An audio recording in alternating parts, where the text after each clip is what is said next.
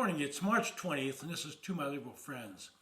There was a story in the news last week where a federal judge was invited to speak to a group of law students at Stanford University.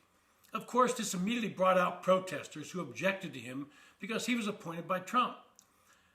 I'm making a guess here, but I would say that a lot of those protesters had no idea what decisions this judge had handed down, but they were there to show their friends that they are liberal and woke. Judge Kyle Duncan is a U.S. Circuit Court member, and when he appeared, he was met with protesters and was also berated by the university's Associate Dean of Diversity, Equity, and Inclusion. Now, I'm not sure how this appearance offended someone who promotes diversity, but what I am learning is that means only if you agree with their positions on everything.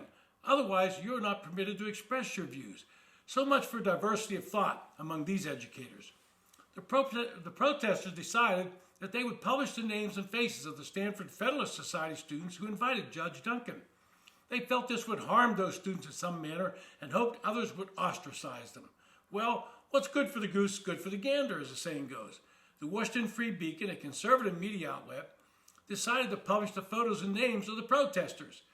These protesters immediately called foul. They demanded those photos and names be taken down.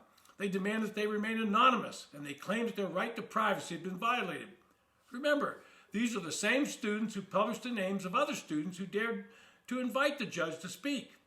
The Stanford Guild was a group that claimed responsibility for naming the Federalist Society students, and now they were outraged that their names were being made public. According to an email by Lily Bowe, a member of the Stanford National Lawyers Guild, she said, quote, "Listing our names serves no purpose other than to invite abuse and harassment," end quote. So what was the purpose of them listing the names of the other students? I guess she didn't think of that. I'm well past the age of 70, and so I know exactly why they're upset about their names being published. They're now worried that future employers read that prestigious law firms might do a search on the internet and find what these defenders of free speech have been up to and decide they might not be a good fit with that law firm. Now, I've got a word for these type of people. The word is cowards. They want to do stupid things, but they don't want to be held accountable for them. They remind me of Antifa riders who show up to protest all clad in black, wearing helmets and masks. Is that the normal garb of a peaceful protest?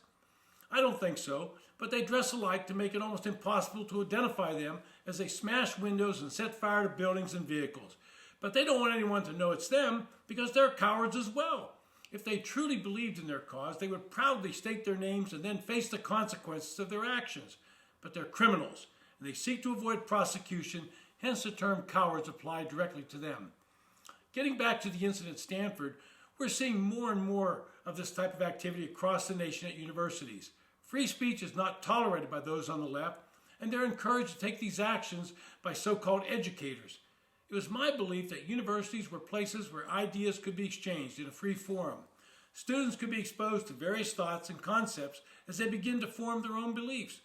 But apparently I was wrong. To the left, speech cannot be tolerated unless it conforms to their position. If a speaker is invited that does not conform when they feel obligated to not just protest, but to try and prevent that speaker from speaking. And they're not interested in any debate of ideas because they might not be able to hold their position in such a discussion.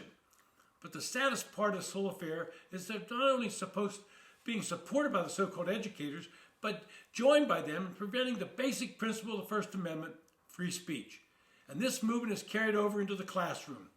Studies now show that a significant percentage of students are afraid to express their ideas in classroom discussions out of fear of the professor or classmates' reaction.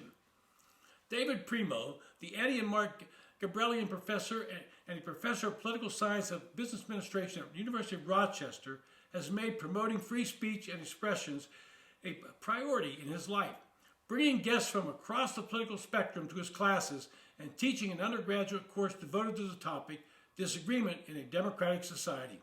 Primo also directs the Points and Markets Project, an initiative he created in 2014 to encourage the robust but civil discussion about contentious policy issues. So what happens when students think they can't speak freely to professors, administration staff, or others? Quoting him, "A fear of speaking out means that important ideas may not be heard, important discoveries may not be made, and the boundaries of knowledge may not be pushed."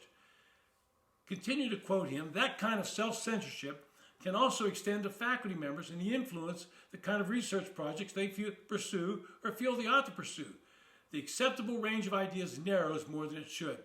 End quote. Well, in summary, I'm a supporter of free speech on campuses, and I reject any attempt, either from the left or right, to stifle that speech. And the reasons are simple. One, we should care about the disagreement. We should interact with those we disagree because we could be wrong. Otherwise, we're assuming we're infallible. Second, you might understand your views on a contentious issue at a deeper level if you talk to someone who disagrees with you. It pushes you to understand your own ideas and positions better and to learn to understand theirs. And third, society is going to make progress through error. That's the hallmark of science. We have to be open to error and have ideas clash so that we can take the best parts of these ideas and move forward with knowledge generation.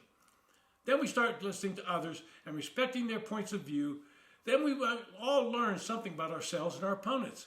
And universities should both understand and realize that debate is healthy and wanted. When they encourage students to shout down speakers, they show they're not only injecting their politics into the minds of young people,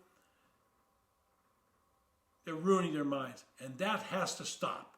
This has been To My Liberal Friends. Thanks for listening. If you enjoy the podcast, hit the subscribe button and recommend it to your friends. Thank you.